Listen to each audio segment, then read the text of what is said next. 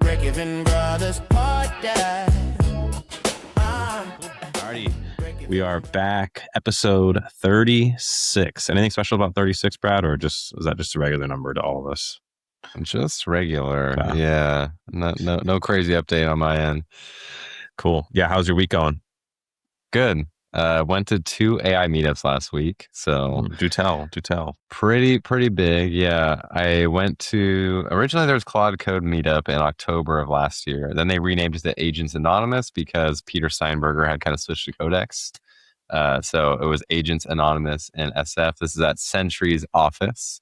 So if you're an engineer, you probably use Sentry, the best bug tracking, error tracking, etc. Not sponsored, but hey, if they're looking for a sponsor, we got a good pod. But anyways, yeah, I met with some awesome, talented, in the weeds AI people that live and breathe AI. And again, I'm very passionate about it, but these people are clearly on the next level. And one of the talks that I really enjoyed was a talk from a Cursor engineer describing the long-running agents problem. What he had essentially described as we wanted an agent to be fully autonomous.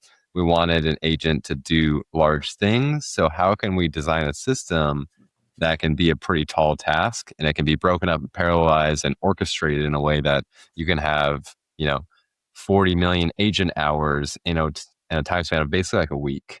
Mm-hmm. So very, very interesting. He had presented about Cursor building a web browser. They had posted an article about this online, so it's public, but the engineer, I think it was Michael, not 100%, but Michael had kind of talked about the journey in which he had kind of figured out the right guardrails for this system to have it self-contained but scaled. Because, you have one Claude Code agent, one Codex agent, pretty useful. But if you have such a big task, how can you break it down to say, I have a coordinator, that coordinator is spawning subtasks. We have kind of sub-agents performing those subtasks. So Michael described the journey through all that, which was very interesting. And I think by the end of it, it was like something like 40,000 or 40 million. I can't remember exactly, but agent hours. So just an insanely large amount of number. And there was maybe 12,000 agents involved. So one theme and one takeaway that I got from that conference this time was that AI agents are obviously here, really good at writing code, but they're tackling really large problems too, where I think before the reliability really broke down over time. Now that the coding models are so good, you can chuck at a really large problem, but then you get to the issue of how do you review that code? How do you merge that code? So yeah, pretty fun meetup. Got to meet some people that I hadn't met before. Second time going there, and a lot of participants. I think it was like 100 and maybe 10 people, but really excellent. If you're in SF, would highly recommend. Cool. Yeah, sounds like a good time. I think on the Cursor thing, I think I saw that someone from Cursor published like an article, I think on X is what they're called now, about like solving that long running agent problem. Yeah. I didn't read the article, but I saw the guy from Stripe, I think Patrick Colson, said that it was the best thing. He said something like it was the best thing he read all year or something like that. Really? Wow. Really high That's praise. Good feedback. Yeah. So I didn't read the article. I just kind of saw it, and I saw him praising it. And I was like, oh, that's interesting. Because, I haven't used Cursor in a couple of months. I've been switched over, but it seems like they're still doing some cool stuff. And it seems like in those months that I haven't been there, they shipped the browser.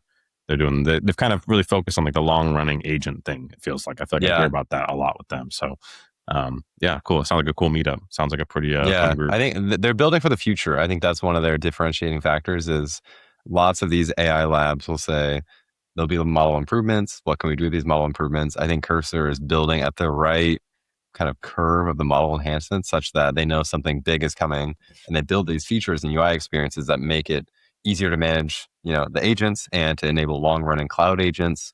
But that didn't really make sense a year ago. They weren't good enough. And now that they built this and the models have kind of reached that pinnacle, they're in a really good spot. And I think their team innovates pretty hard. So yeah, shout out to Cursor, but great meetup. Also went to another one. So what's my favorite framework again? Django. No, wrong. Laravel. And Laravel came to SF. They basically come once a year, roughly, is what I'm invited to. But they had an AI meetup this time. Last time it was just a Laravel meetup, but this time it was a Laravel AI meetup. And this meetup for Laravel folks is to demo Taylor Otwell, the creator of Laravel, his new AI SDK or AI package for Laravel. So that was fun. Also got to kind of chat with some Laravel people who were out there, met a few new faces. And then Taylor presented for, I think, about 45 minutes about the future of using AI within Laravel, kind of making it a first class package.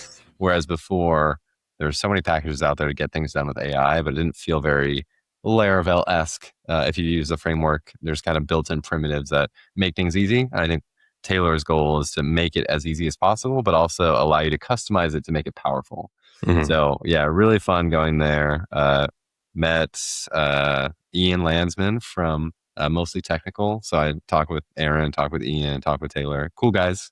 I think the Laravel community is very chill. Again, so if you're an SF and you're around for the Laravel meetups, very chill people, extremely hands-on builders. They build useful things, which I think other times, like at the AI meetup, there's a lot of useful stuff, but a lot of stuff is kind of out there.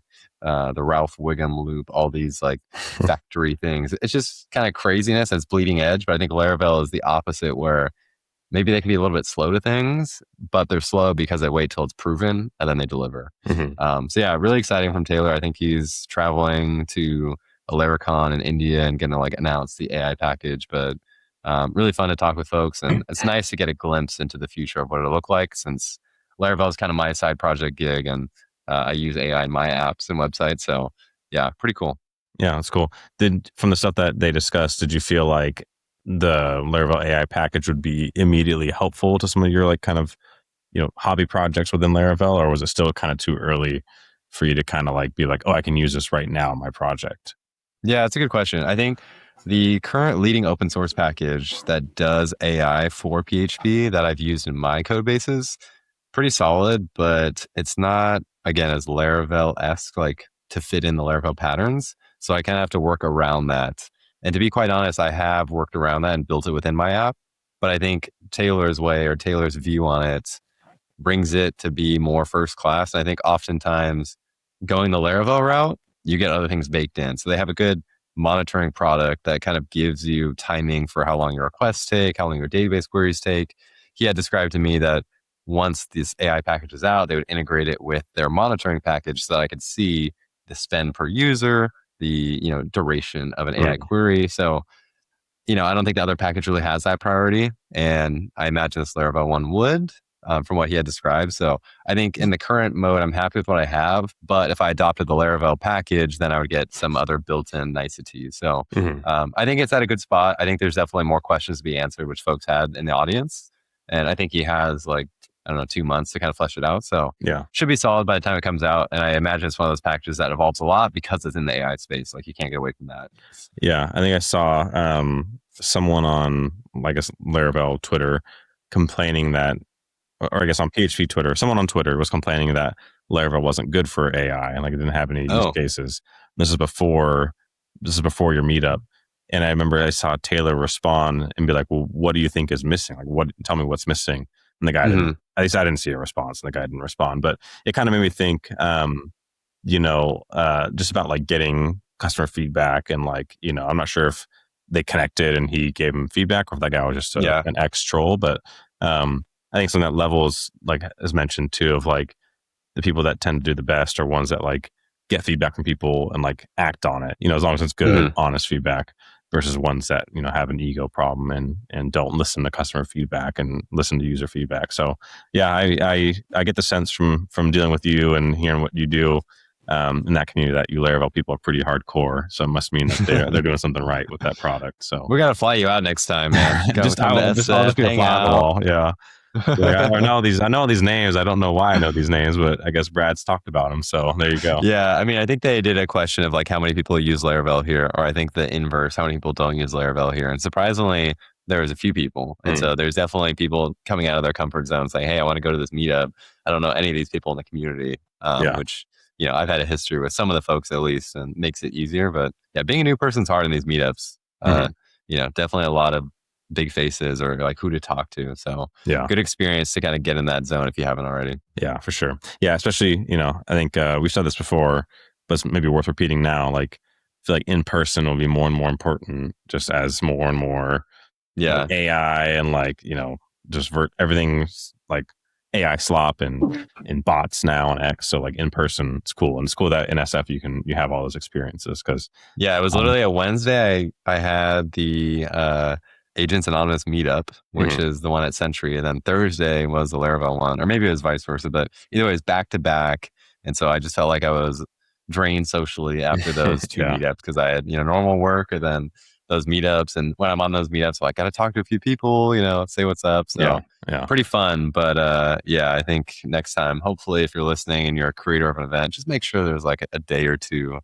between the events. And even on the in-person side, the Agents Anonymous one hosted by Sentry, I think someone was commenting, hey, could you do a recording of this? And the creator said, hey, sorry, this is in-person only.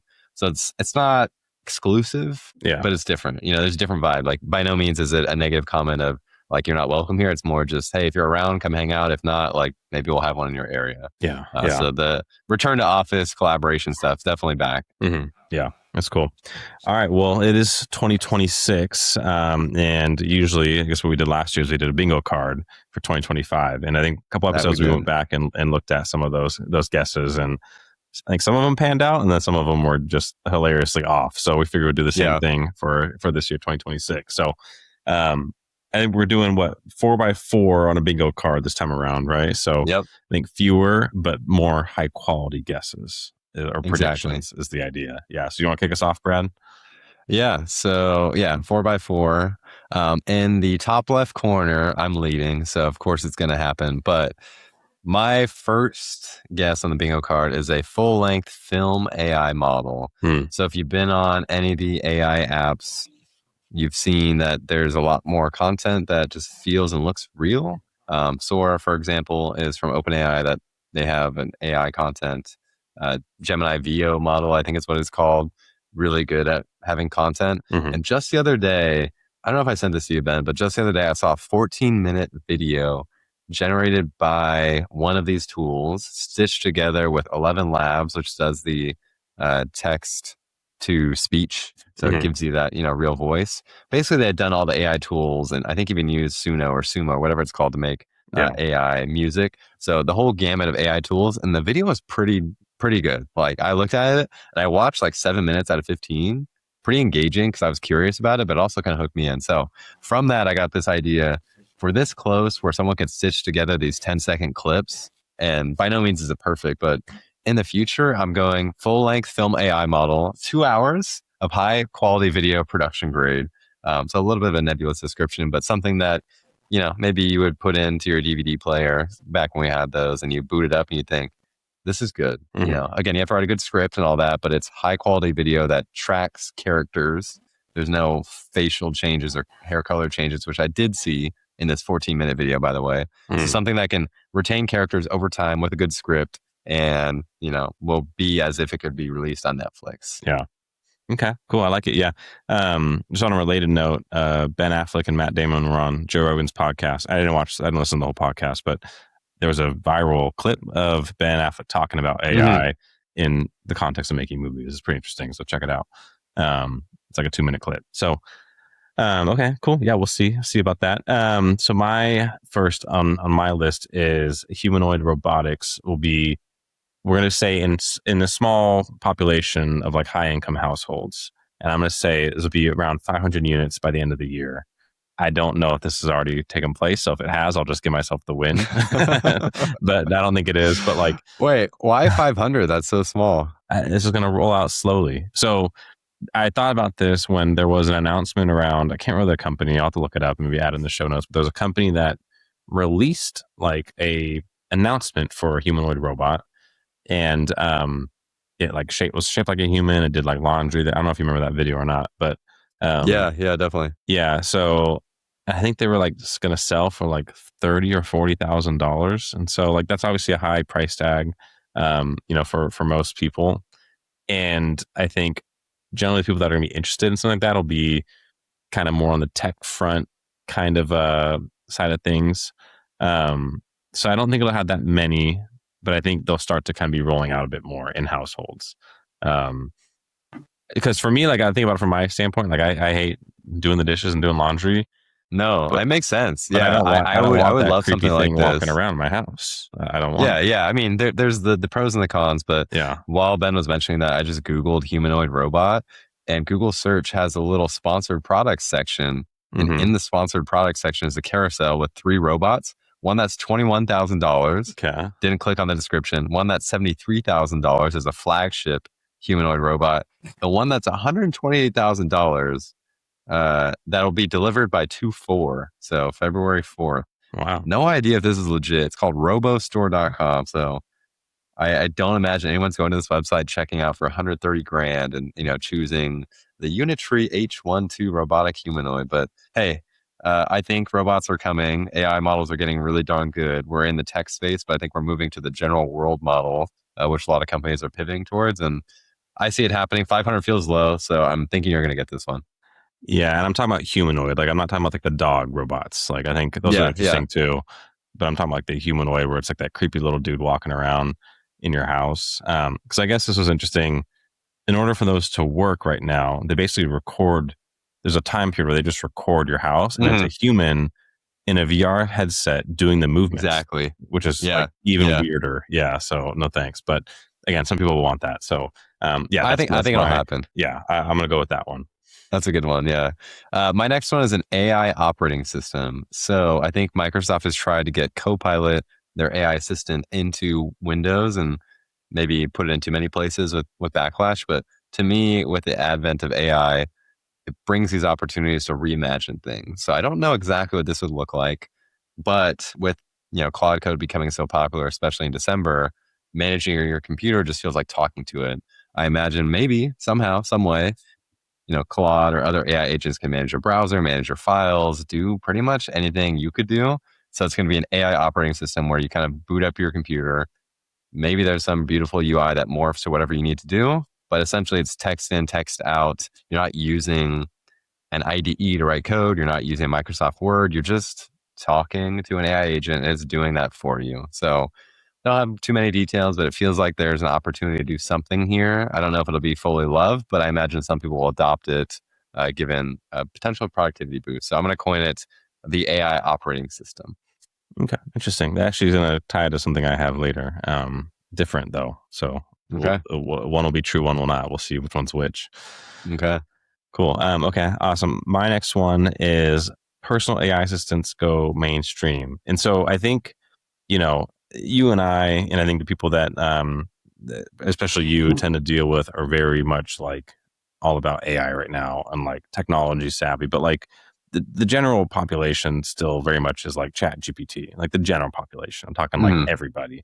And I think Google made an announcement last week or maybe the week before about how they created like a universal agent commerce protocol. I don't know all the I saw that. details. Yeah. Yeah. So basically, like how your agent can go shopping on your behalf, and they partnered with Shopify. They partnered with all these different companies in the kind of e-commerce space. But I think beyond just shopping, like planning, whether like you're planning for a trip or planning for like certain investment goals, I think you're going to see these assistants become way more mainstream. And I do think part of that will be, we're already starting to see it, but like the more broad mainstream of like things like Cloud Code and Cloud Co-work, I think that's going to open up the door to like actual AI assistants. Because right now, I think, and you and I would agree that you can make AI assistants right now on Cloud Code and all these open code, like Codex, right? But I think it's not mainstream because it's kind of in the terminal or like it's very kind of make it yourself. But I think these companies are going to introduce more and more stuff that's going to make it easier for this to be more mainstream. So a bit nebulous. I don't know how to measure that one. Say go mainstream, but like I'll leave it open ended. Maybe we'll see how that looks at the end of the year. Yeah, I think that one's a solid one. It even feels like this might go on 2025 bingo. So you're hitting two ones right on the nose with very probable, I would say. So Cool. Good one. I'll Good take one. it. I realize you're also up next too, so I'll let you hit it. Yeah, hopefully check while we're here, check it, make sure we have the right number. But I'll go next and we'll just keep it rolling. So I think QuickBooks loses market share. So it wouldn't be an accounting theme for me without talking about QuickBooks. But they've really kind of made some interesting choices as of late, or maybe even just non-choices. And others have been making those choices for them. So like there's been A couple more AI. I don't want to say native. I hate that term, but more AI first competitors like Digits, like Campfire. I think Zero has Zero with Xero has done some really cool stuff with AI and MCP. They were the first kind of accounting ledgers that I saw use MCP, and they were pretty early on it too. So I think all in all, that's going to lead to accountants and users, and small business owners look elsewhere. Not only because QuickBooks hasn't made those pushes, when the moves that QuickBooks has made, they've kind of been not well received. I think they just recently too, so you have all these competitors doing these cool things, and QuickBooks just kind of out of nowhere made some like UI changes, and not small changes, like big changes, and people universally hated it. Um, and they kind of position themselves in a weird battle where like they want accountants to kind of help like shill the product and use the product, but then they like will email customers saying, hey, like we can do your taxes for you, you don't need your CPA kind of stuff. So like they've held on to it for so long. They spend millions and millions of dollars on Super Bowl ads every year. I think they're gonna lose some market share. We're gonna call it 3% or more by the end of 2026. 3%. Yeah. Okay. I support that. I think with the AI shakeup, there should be some competition. If something better comes out of that, sounds great. I like it.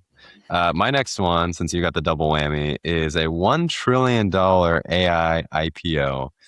So I'm not a tech expert in terms of IPOs, but that feels like a large number. I think I've seen it been touted as there hasn't been a $1 trillion IPO. I'm not sure if that's correct, but I'm going to run with it. And I think given the AI valuations in these companies, revenue and costs both skyrocketing for the foreseeable future, and the maybe even confusing landscape of which money flows, I think in this space, we're going to see a knockout of the park, $1 trillion IPO, where that for the leading AI model labs or a smaller company up and coming, but feels like 2026, if not 2027. But I'm gonna jump the gun and say 2026.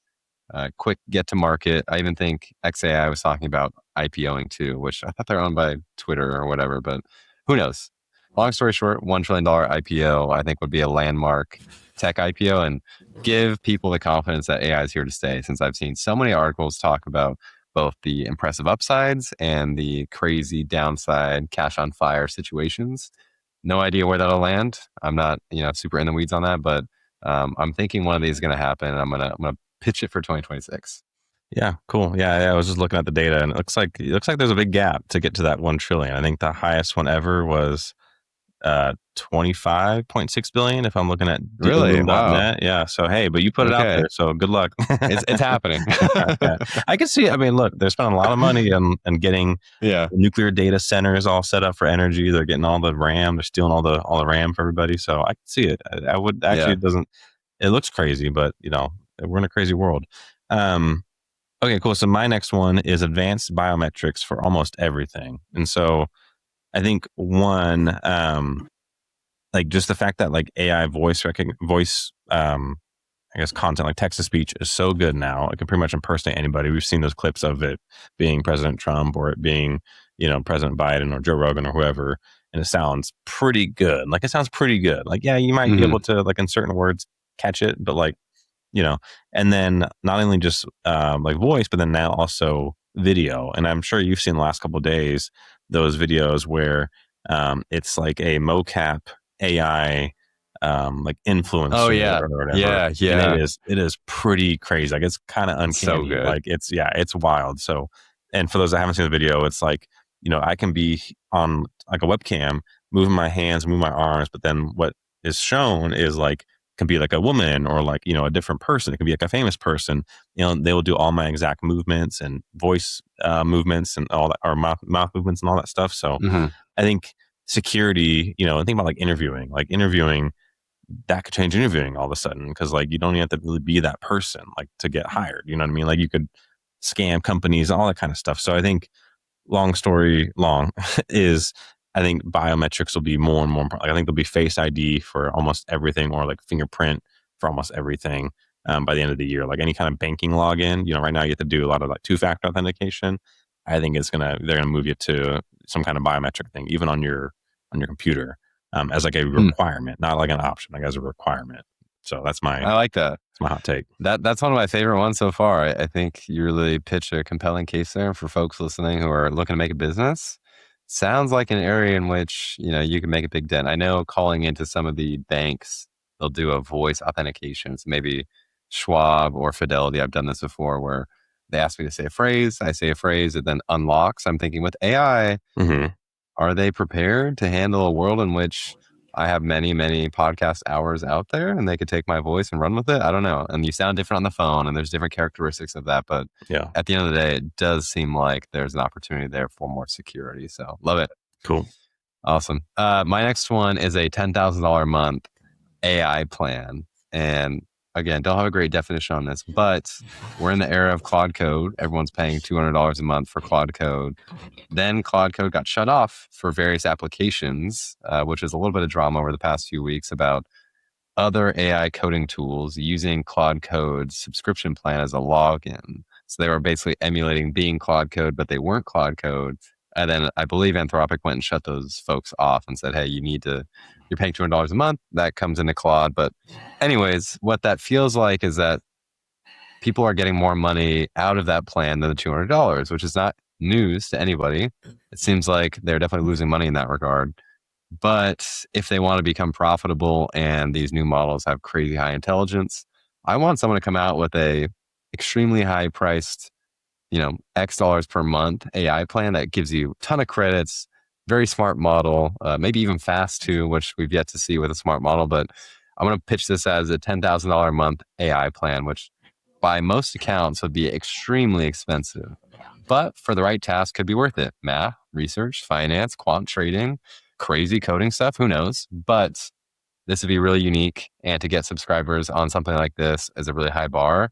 I want to see people innovate because we're seeing $10, $20, $200. We kind of stopped there.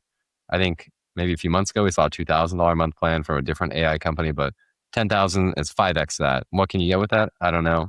But hopefully someone creates it and delivers a really great model and a great experience. So $10,000 a month AI plan. Yeah, I like it. I think Jason Stats, my accounting influencer fellow, he talked about these expensive plans way back in last year that they could be coming. There was rumors that some of the big, model, AI companies are talking about like a $10,000 a month, even a $20,000 a month for like the PhD level research, like you said. So I think it's got legs. I think it's I wouldn't be surprised. Which is crazy to say, but yeah. Yeah, and it looks like I'm up for the double whammy. There you go. So my next one is a GitHub competitor for AI. As I've talked with folks at the Agents Anonymous conference last week, there's a shift from opening your ID and writing the code versus talking to an AI agent like Claude or Codex. That whole journey of you talking to the AI agent is not very well captured in the final code. It's almost as if you had spent so much time talking to the AI agent to get code that you wanted, but when you get to commit time and code review time, all that context is tossed out the window. So to make it more modern and to understand how people are writing code now, it feels like there's an opportunity for a GitHub competitor such that there is a prompt history attached to all changes. There's model attributed lines. So you could say this line was written by Opus 4.5. This line was written by Sonnet 3.5, whatever.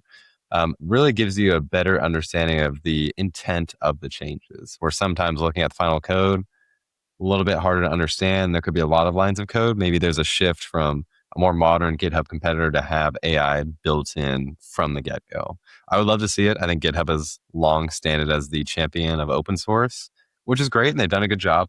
There's been a few bumps and bruises, but along the way, they've learned, they've adapted, they've shipped a pretty solid product that's used by everybody, which makes it easier. But I'm going to go GitHub competitor for AI, and I want to add this, which will not be on the bingo card, but I'm going to say Cursor is going to strike with this competitor. So Cursor is building web browsers. How about they just pitch my idea, build a GitHub, but AI focused, have that run for 3 weeks and go ship that in like 6 months after they polish it up. So I'm going to go GitHub competitor for AI and a little asterisk, maybe a double bingo bonanza. Cursor ships that product. I like it. Very specific too. Cool. Nice. This next one will be a quick one, but I think it will be self-explanatory. 2026 midterms coming up. I think UBI will be mentioned. Wow. I think, and this will tie into, I guess, my last bingo item. So you're getting a little sneak peek, but I think it'll be on people's minds. And, Andrew Yang ran on UBI back in 2020. And, he never really had a chance, but a little early. Yeah, Maybe. but I think he was early. And I think, I put on my Twitter, and I got like 5 views, but it was like, I wonder, join the club. I wonder if Andrew Yang would have fared better in, a more recent cycle or like an upcoming cycle, because like it certainly now you go like, oh, there's something something needs to be addressed, like something does. I don't know. Like, but like in 2020, that was kind of still a little like wooey talk. Like people, especially people that like I think maybe the most like frontier and like ahead of the curve people kind of maybe saw something like that coming. I think Elon had for a long time, even when Andrew Yang was talking about it, had mentioned that UBI was like on the cards and would need to be done. But like I think the everyday person was like, no, AI sucks. 2020 ChatGPT wasn't around, and so like, but now I could see it being a thing, and I think people will make it part of their pitch to people. And I think the first time we'll see it back in action in earnest will be during the 2026 midterms in certain areas. So I like it. That sounds very timely. And I think with AI advancements, it's a natural conversation. So I like it. Cool. My next one is a widely adopted flagship AI hardware device. So we've seen a lot of these, seen a lot as prototypes, marketing campaigns. Not a lot has shipped, but what I'm envisioning is something that is on you every day, is kind of recording, tracking your location, doing data collection, kind of like an Apple Watch. But the biggest thing I think is seeing what you see. So maybe I'm thinking like Meta Ray-Bans that you wear all the time that are recording everything, where I think Meta Ray-Bans, for the most part, you have to click a button to record. So this is something that's always recording. You can talk to it.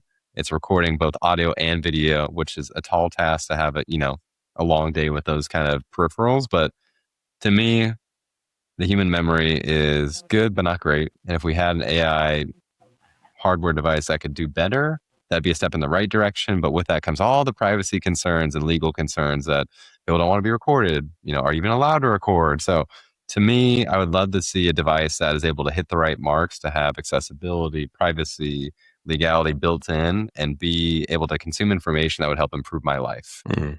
How they figure that out, how they deliver it, unsure. So I'm going to go 1 million units sold for some widely adopted AI wearable device. 1 million units sold in 2026. It's a stretch. It's a stretch. Hey, we put it on there. We're making bets. We're making big bets. That sounds horrible. I mean, I'm not saying you're a guess, but like that sounds horrible. like you're supposed to forget things. Like, come on, I don't remember every single thing that ever happened to me. Like, get out of here. It is. If you've watched Black Mirror, they do have an episode that kind of has the story of you. I think is what, or the entire. Yeah, story I don't remember the you. exact title, but it's very similar to this. I mean, again, it's a tough problem. I think it's useful in the right context. That's all I'll say. Yeah, then you'll remember things you're supposed to forget. Like, oh, that person did this. Hold a grudge forever. Yeah, it ain't easy. Yeah, but I could see it. 1 million is aggressive, but I could see it. Okay, I had the next double whammy, I guess. So my first of the double whammies is I think there will be a top 10 AI artist song on Spotify during the year. And I'm going to say this, I'm going to brace myself for any heat we get, or it'll be good for the views, Brad. But I mean, like some of those K-pop songs are basically AI songs. I'm just going to say it. Like they're basically AI songs. So like, look. Can't comment. No Don't disrespect. Come after me. No, Come after I'm him. not saying they're not. I'm not saying they're not good songs, but like, it's just. You don't love Golden? Golden's good. Golden's good, but like, if my daughters listen to Blackpink, like, how you like that? I don't get it. Just personally, I don't get it. So I think it'll be here soon, and I think 2026 there will be a top 10 song that's purely just an AI artist that. Maybe we should submit the Break Even Brothers podcast intro, because that is a banger. That is a banger. Yeah, that is. I agree. Maybe that's the one. Yeah, maybe that's the one. I'll release the full song out there on our YouTube channel. Yeah, please do. Please do. Cool. Okay, my next double whammy, and this one is basically with the one I had mentioned to you, where it's kind of similar to your AI OS. But I think that Apple does something big in 2026. And when I wrote this down, I wrote the desktop robot, which I think is something that they've announced that they're working on, or rumored. It's rumored, heavily rumored, I would say. But I do think they recently did that partnership with Google Gemini, where they can basically license Gemini for like their own AI, because Apple Intelligence is, an oxymoron at this point. But I think if they hit it right, they could use Gemini with Apple Intelligence. And I just think about like the Claude Cowork demo video that they did, where they asked Claude, hey, and I think you demoed it basically too, where like, hey, rearrange my files. There's no reason why Apple Intelligence couldn't just do that natively. Like, if it had AI built in that was actually good and functioning, like, and so I think there's a tremendous opportunity, and it kind of relates to AI OS. I think Apple will have it. I think this is the year they kind of come back. I'm rooting for them. And I think that getting Gemini in their Apple Intelligence will be a big piece of it. And then I think they're going to come out with a big desktop, or with a big hardware release with some kind of like, not a robot like a humanoid robot, but like a device. They call it like a desktop robot that's going to like just kind of help you camera, kind of like Meta had that what's that thing that could track you around? I can't remember what it was. Oh man. Yeah, I know exactly what you're talking about. Yeah, the camera. Oh God. We got one as employees at the time. Yeah, you used to work there. One. Yeah, you should know. Yeah. They discontinued it. Yeah, well, okay, I'm gonna have to look it up while you're talking next time. Yeah, but so I think I'm kind of hedging my bets with that one. But I think Apple will have a big year in 2026, and I think part of it will be the AI and Apple Intelligence built into the OS, working everything that Cloud Cowork and all the kind of file organization can do. And I think they're going to have a big hardware release. Portal, I see it. Portal, yeah, okay, yeah. Meta like Portal. I like it. Apple needs to do something. So I'm hoping this is something they take on just for their own sake. Did you get the sock? Have you bought the sock yet? No. Oh, you didn't buy the sock? Their $200 sock they released. Apple has socks? Yeah, it's a phone sock. I heard about that. Yeah, that was crazy. You didn't it's get like yours? a giant long thing. Yeah. Thinking outside the box, I guess. Sorry, should have put that in the bingo card last year. I would have never guessed that. That'd have been tough. Yeah. My next one is a new AI specific coding language. So AI is writing a ton of code. People are opening IDEs. Is there a way to become AI native on the programming language side, such that AI is extremely well versed in the language, and there's testing built in, there's UI built in, so it can look at things, test things, get performance benchmarks from things that are just easy to do in this new programming language. So humans can prompt it, AI will deliver. The code base is extremely AI forward. What that means, I think, constantly evolves. So I think it's a bit of a moving target, but people have done crazy stuff with AI. They're building large, complex projects like a web browser autonomously. To me, this feels like it's a must. I just don't know if it'll be widely adopted for someone to just say, hey, why not? Let's try this. So yeah, a new AI programming language that's tailored to AI in various ways that just makes the AI agents love it and write great code with it. Yeah, it'll be interesting. I think that's an interesting one because, at least my understanding of like, AI is there's training data. It's all built off of the training data that it has. So I guess in order for that to happen, someone would need to make that language, AI be trained up on it, or like would AI come up with its own language, and go about it that way? Yeah, it's interesting. It's open questions. Yeah. I'll let someone figure that out, but you're correct. That is how it works, and I'm hoping someone will have the bread and butter to make this a reality. I like it. Okay, cool. My last one, and this goes back to the UBI one, is I think that we're going to see some small market, like meaning like, where I live, Phoenix, or some other smaller markets. Let's call it Kansas City. Let's call it Nashville. Let's call it, let me get one more in there. Raleigh, Durham. Raleigh's a good one. Denver. I'm putting Denver on the map too. Sorry, Denver. Okay. I think there'll be some small market recessions / corrections of things, because I think there will be some AI induced brain drain. And I think while that goes on, I think you will have a flight of talent into the major markets, SF, New York. Yeah, I'd probably stop there. Maybe I don't know if you could say, Seattle. Yeah, Seattle. I hope they lose against the Rams next weekend. But Seattle, and like maybe LA. LA needs to figure out what they're going to be because they're kind of. I think LA's lost, but that's a different conversation. But you'll see the K curve. And that's a thing that's in econometrics where, basically the rich get richer, the poor get poorer.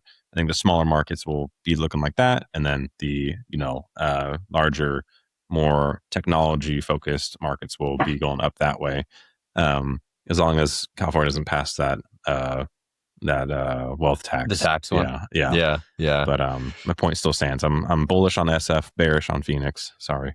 Wow, that's something I would not expect to see from you. Bullish on SF. I'm gonna frame that just one. from like a market perspective. I'm not saying like a living place to live. I'm just saying like I think people in Phoenix and Nashville and Denver will feel the pinch of AI before people in SF will. I think. That makes sense. That makes sense. I like it. Cool. Well, my last one is the reintroduction of human typing. And how to put this plainly is every single social media post that's by a popular figure, high up at the company, it feels like it makes its round into AI at some point. So talking about something, chuck it into an AI chat, polish it up, clean it up. No spelling mistakes at all. And what I'm thinking here is, I write blog posts once a month on my blog, and don't go look at the history because it hasn't been fully true, but I wrote one or two recently, and as I wrote it, I thought, should I send this to AI chat to make it better?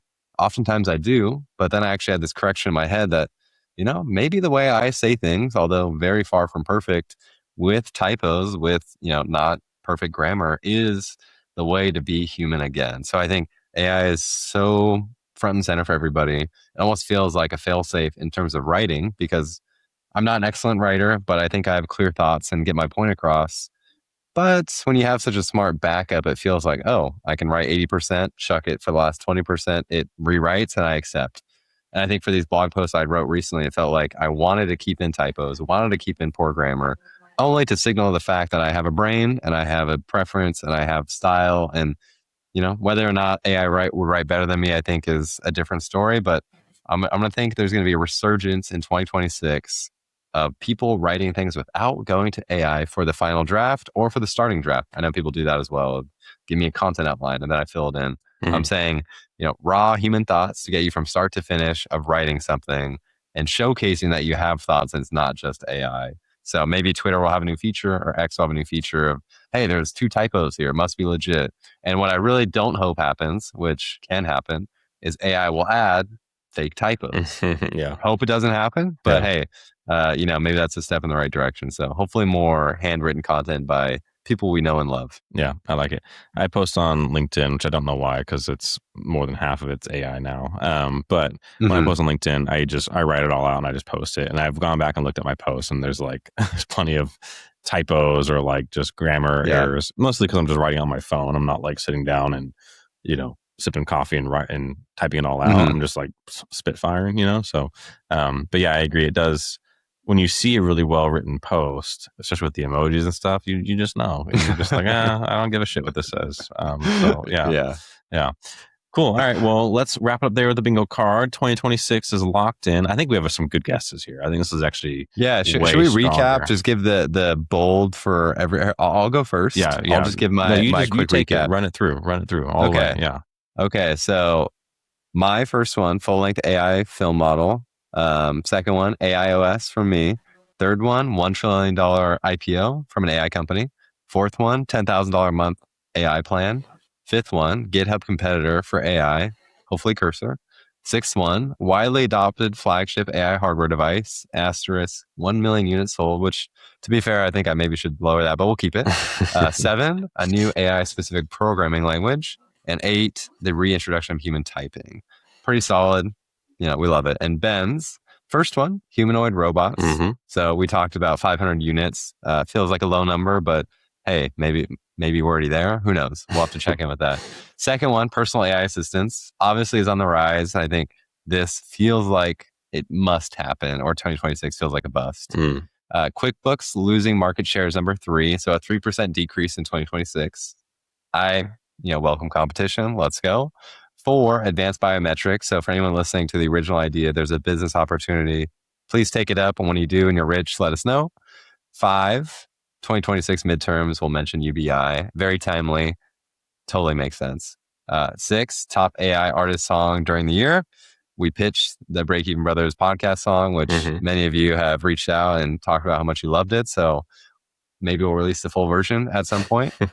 7, the Apple desktop robot, kind of something that sits on your desk and will help you do important things similar to the portal. Would love Apple to make a step in that direction. And 8, the final one, the small market recession due to AI induced brain drain, shifting people from smaller markets to larger markets. So yeah, overall, pretty solid spread. I think we have, a bit of tech, a bit of money, a bit of finance, a bit of accounting.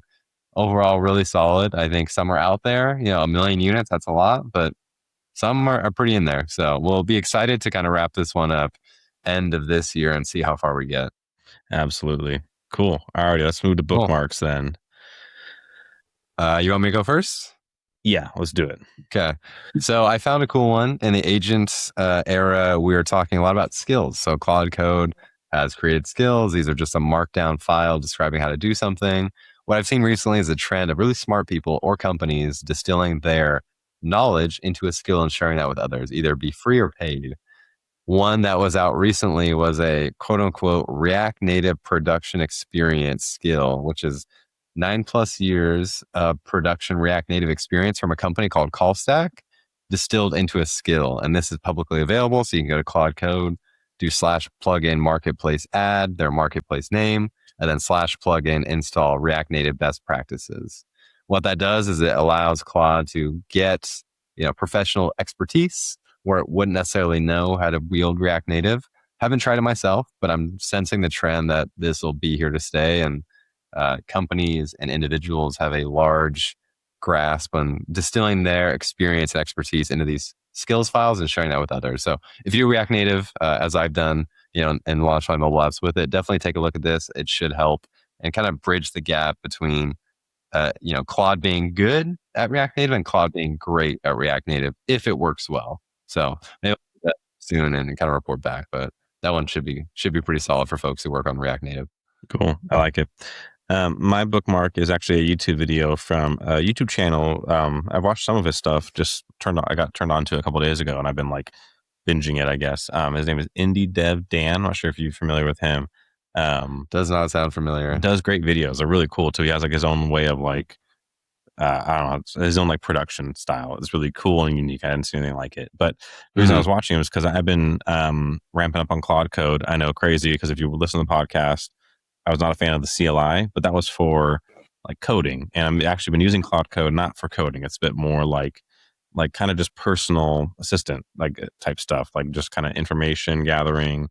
We got him. Yeah. So you got me. So I've been trying to play catch up basically on like knowing how to use skills and all that kind of stuff. And I have a really good, I think, start to something. But anyways, his videos are really good because he goes into Claude Code, and the video that I bookmarked is for hooks, where it's kind of like what you need to know about hooks essentially, because using it for accounting, what we're kind of envisioning doing is like building out. I think he focuses on like the 4 core. It's like model, context, tools, and there's one more. So I'm forgetting what the 4th one is. But anyway, so just kind of how we bring that core 4 into like using it for accounting. And so like we have certain skills where we can get data from the database.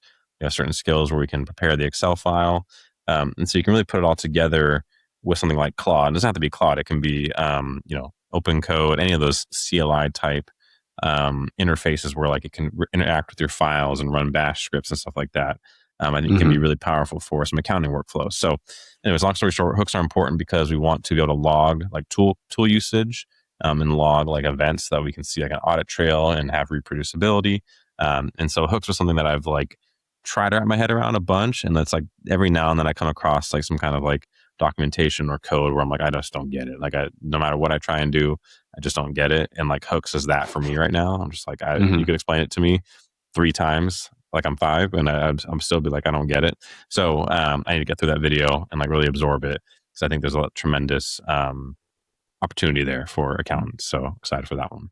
That sounds like the age of AI, just topic after topic being slapped in the face with something new and trying to figure out which is useful, and also to overcome some of the challenges and understanding how these things all work together. Because I felt that so many times in the AI space. Yeah. Well, and then Anthropic is like merging commands and skills, and not to derail us, but I'm like, well, I just learned what the differences are. Now you're going to merge them together. Come on now. I can't keep up. You're too late. Yeah, I can't keep up. But cool. All right. We'll got the bookmarks done and we'll wrap it there. I guess one quick note for our video, Brad, you want to fill us in on what we should chat about or kind of mention here? Yeah. So this is our second episode, 2026. Going to take a medium-sized break and figure things out. So we'll be back in a few weeks. But in the meantime, we'll be around. We'll be learning. So stay tuned for our next update. Should be a lot to cover like always. But yeah, we'll be gone for a small break just to figure things out. So yeah.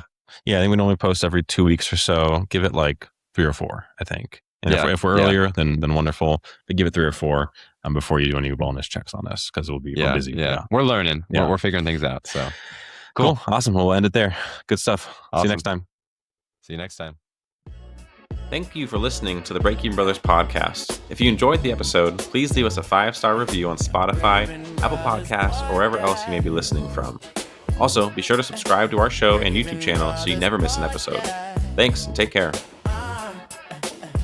All views and opinions by Bradley and Bennett are solely their own and unaffiliated with any external parties.